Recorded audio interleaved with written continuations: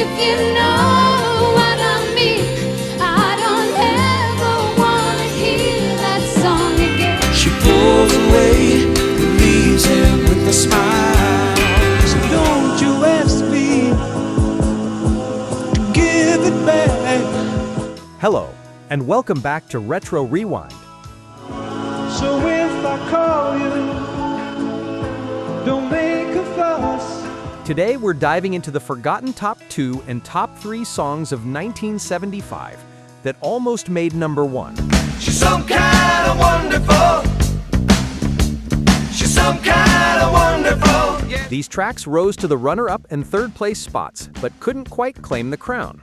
Some are timeless classics, others are largely forgotten. No, I don't. No more. I'm tired of waking up on the floor. But all of them show how competitive the Billboard Hot 100 was in 1975.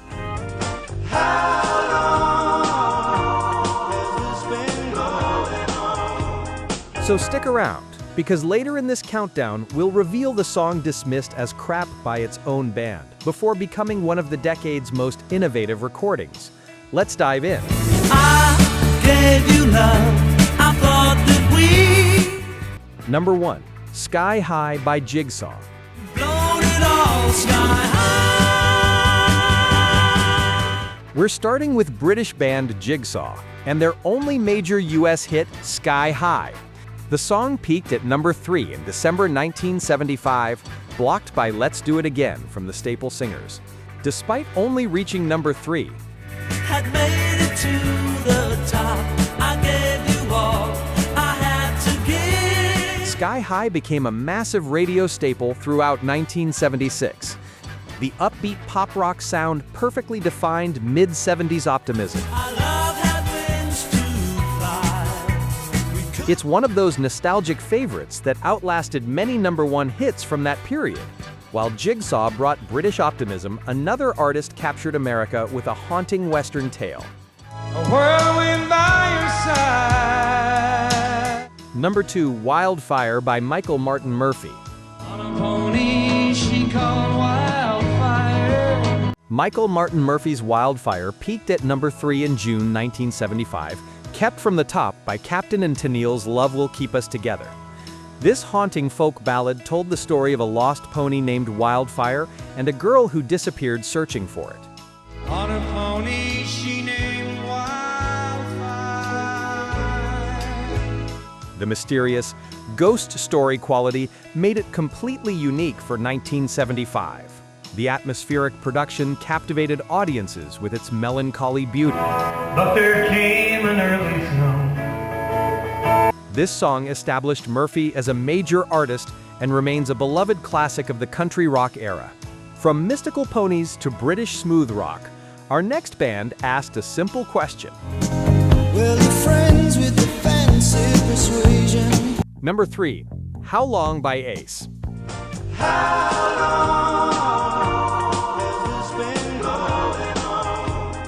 British band Ace had their only US hit with How Long, which peaked at number 3 in May and June of 1975. This smooth, guitar-driven soft rock track became an FM radio staple for years. It could happen to us any day. Paul Carrack's soulful vocals were the standout feature.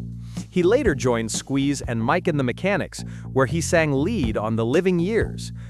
Decades later, the Eagles covered How Long and took it to the country charts. How long has this been going on? Fun fact, the song was written about discovering a bandmate's romantic betrayal. The laid-back sound completely masked those accusatory lyrics. Speaking of one-hit wonders, Southern rockers from Missouri had their moment. Number 4, Jackie Blue by the Ozark Mountain Daredevils. Jackie Blue lives a dream that can never come true. Peaked at number 3 in May 1975. This mellow country rock tune about a free-spirited woman became the band's signature song. The dreamy, laid-back vibe was perfect for FM radio in the mid-70s. Makes you think that her life is a drag. With its gentle acoustic guitars and harmonies, Jackie Blue represented the country rock movement at its peak and still gets regular airplay today. While they sang about Jackie, Olivia Newton-John was begging someone not to push a button. Somebody else's songs when yours are through. Number 5. Please Mr. Please by Olivia Newton-John. Please, Mr. Please, don't play B-17. Olivia Newton-John's Please Mr. Please peaked at number 3 in August 1975, blocked by the Eagles' One of These Nights and the Bee Gees' Jive Talkin'. It did hit number 1 on the adult contemporary chart for 3 weeks. This was Olivia's 5th consecutive top 10 hit, and it was certified gold. The jukebox story about a woman begging someone not to play a song that reminds her of a lost love resonated deeply. If you know what I mean, I don't ever want to hear that song. The specific jukebox code B17 became iconic. Don't play B-17. It was our song, it was his song. This was her last top 10 hit for 3 years, until Grease changed everything in 1978. And speaking of songs with hidden stories, coming up we'll reveal which artist wrote one of our countdown songs, after his wife complained he never told her he loved her. And the ironic twist is that the song repeatedly denies being in love. From jukebox heartbreak to teenage heartbreak, Janis Ian delivered one of the year's most poignant songs. Number 6, At 17. By Janis Ian. Janis Ian's At 17 peaked at number 3 in September 1975, blocked by Rhinestone Cowboy and Fame. This raw, autobiographical song about teenage alienation and beauty standards earned a Grammy nomination for Record of the Year. The brutally honest lyrics struck a chord with anyone who ever felt like an outsider. The song was written from Ian's personal experience of feeling unattractive in high school, and that authenticity made it powerful. Mary's into what she needs. At 17 remains Janis Ian's signature song, and its message about self-worth remains relevant today. While Ian reflected on youth, Jefferson's Starship reached for the cosmos. If we wanted to, baby, no, we could. Number 7, Miracles by Jefferson's Starship.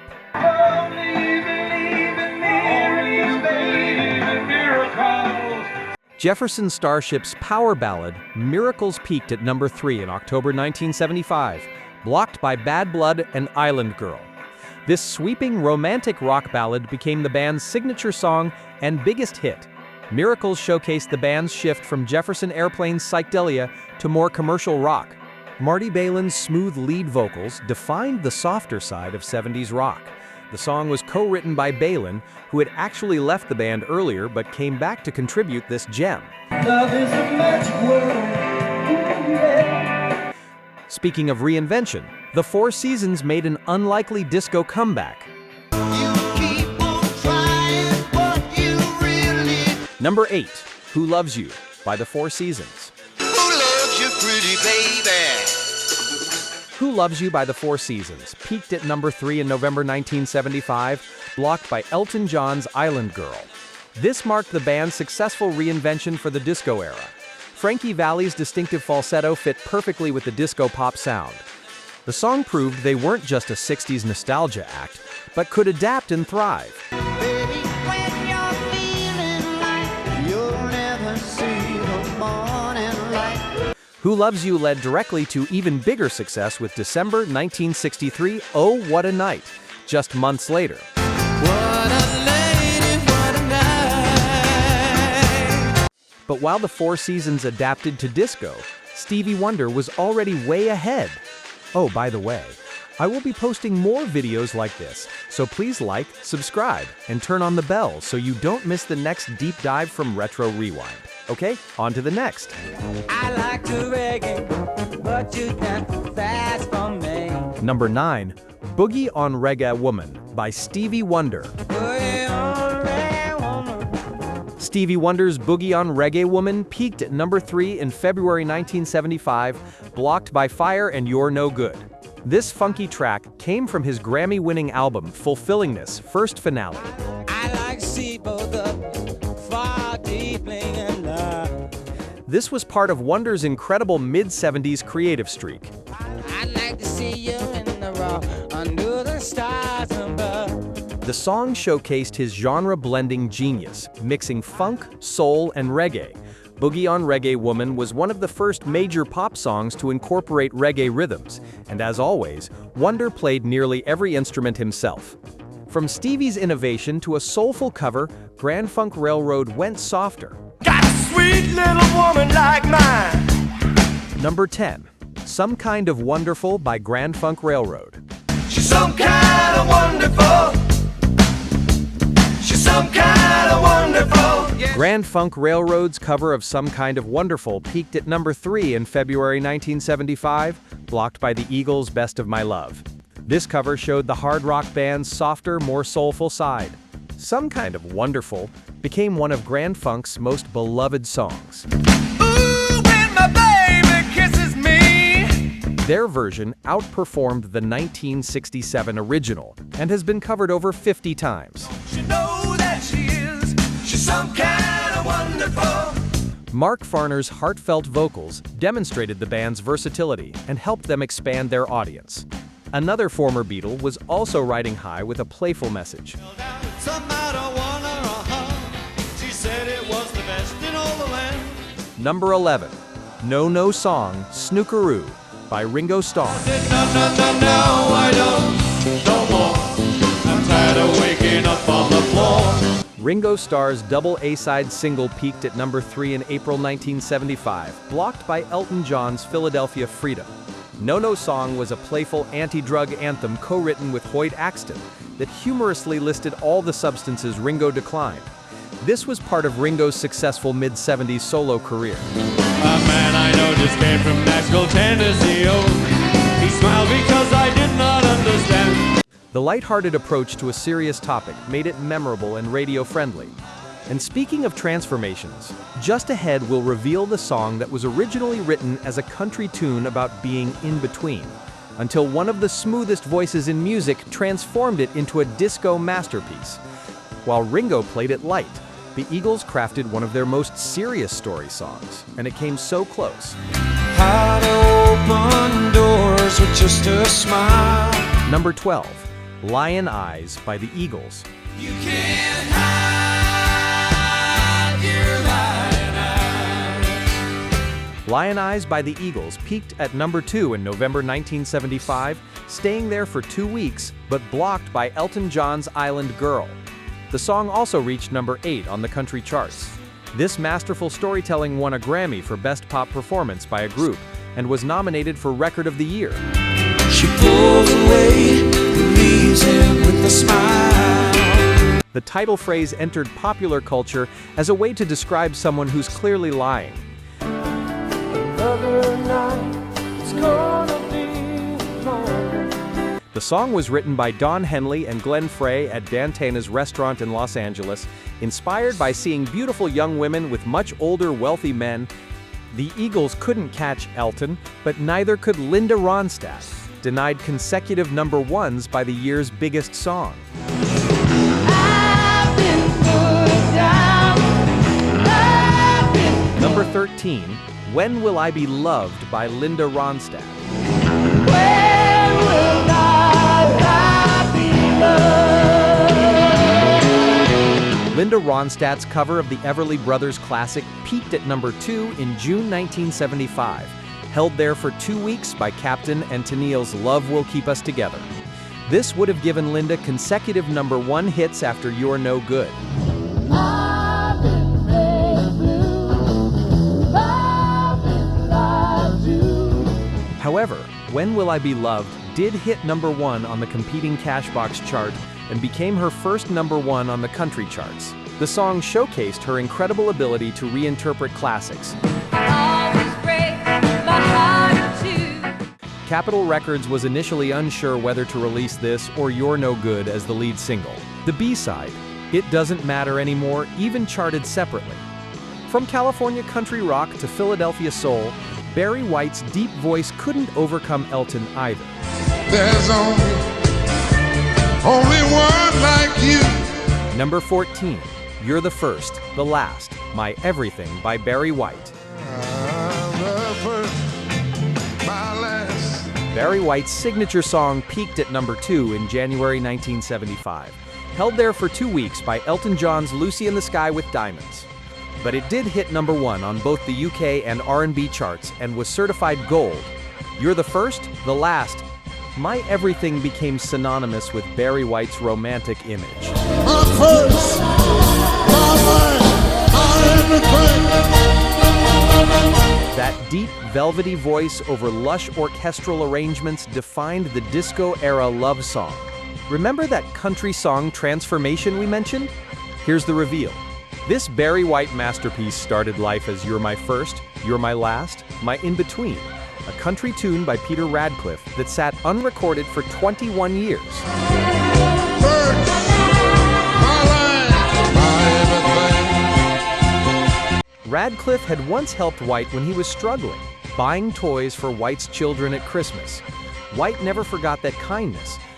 But if any song had a right to feel frustrated, it was our final entry, stuck at number 2 for 3 straight weeks. Don't tell your friends about the two of us. Number 15, I'm Not in Love by 10cc. I'm not in love. Here's our top spot and the reveal we promised. I'm Not in Love by 10cc peaked at number 2 for 3 consecutive weeks in July 1975, blocked by 3 different number 1s. The Hustle, One of These Nights, and Jive Talkin'. The song was originally written as a bossa nova that bandmates called crap. Eric Stewart wrote it after his wife complained he never said I love you, creating lyrics that ironically deny love throughout. So if I call you, don't make a fuss. Kevin Godley suggested building the entire backing track from voices, 48 layered vocals on 12-foot tape loops. The result won the 1975 Ivor Novello Award and became one of the decade's most innovative recordings. Don't you ask me to give it back. The song dismissed as crap became timeless. And that wraps up 1975's forgotten top 2 and top 3 songs. What incredible variety! British art rock, Philadelphia soul, country rock, disco, and folk pop. From Barry White's velvet voice to Janis Ian's raw honesty. These near misses prove that chart positions aren't the only measure of greatness. Many of these songs remain more beloved than the hits that block them. Which do you think truly deserved the crown? Drop a comment with your favorite. And don't forget to like, subscribe, and ring that bell. Next time on Retro Rewind, we'll revisit another year of chart heartbreaks. See you then. If I leave you tomorrow. When you're on the street, you got to